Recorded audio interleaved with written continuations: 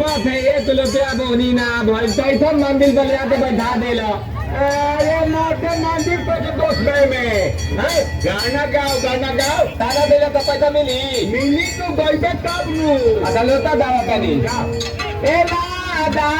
तले दामे समाजा करेजा में समाज है धर्म के जगह है ये क्या करेजा में समाजा भजन गाओ तब न मिली भजन देला से मिली भजन ना आवे हमरा भजन ना आवे कैसे आवेला जरा रोक हम गाओ तनी दाता के नाम तुझको भगवान रखेगा हे भगवान दाता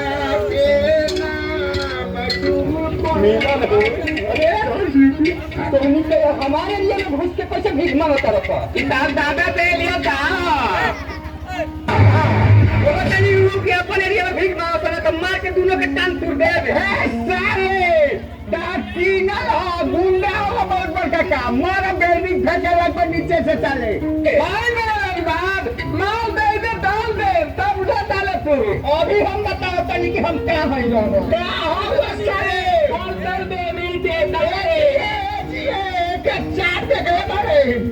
मुझे भाई हमारा जो लफड़ा हुआ तुम पास को गुंडे वाले भिखारी भाई तो पहले भाग डाले लोग हमको भाई भगा के चलम सा चुपचाप खड़ा था उसे तो भगा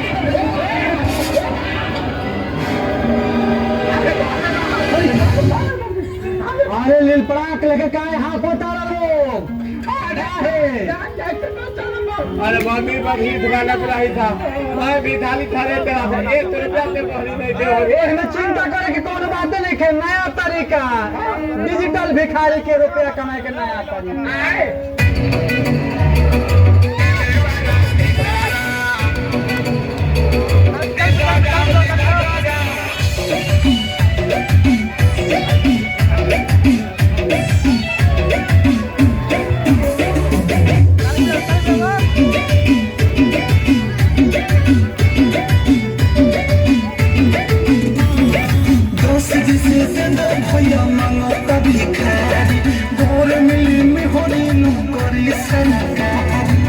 अल्लाह के नाम पे दे दे बाबू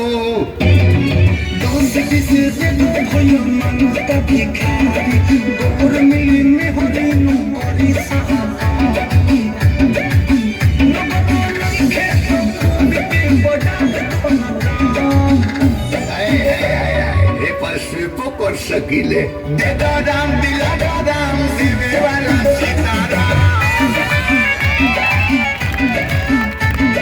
दे दो राम दिला दो राम सिवे वाला सीताराम ओए कस्टमर काहे भागता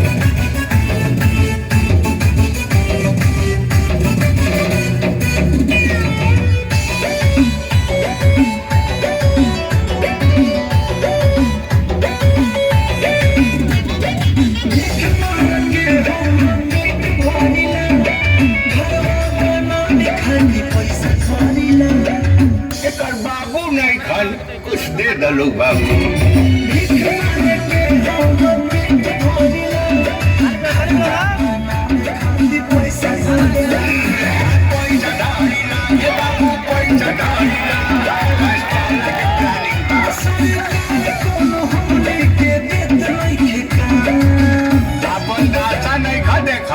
कुकुर कहीं का दे दो राम दिला दो राम सिवे वाला सीताराम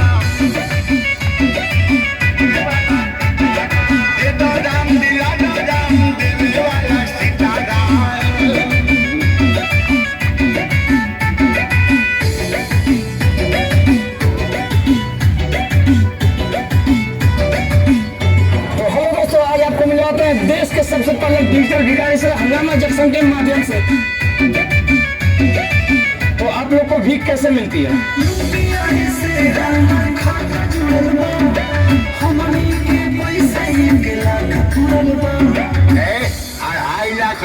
गबड़े बेकार है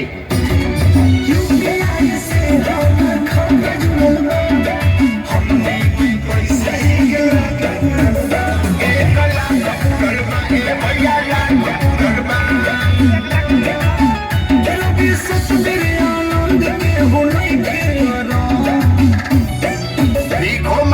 साधारण काम मत बुझिया। सीताराम सीताराम दिलवे वाला सीताराम, सीताराम सीताराम दिलवे वाला सीताराम।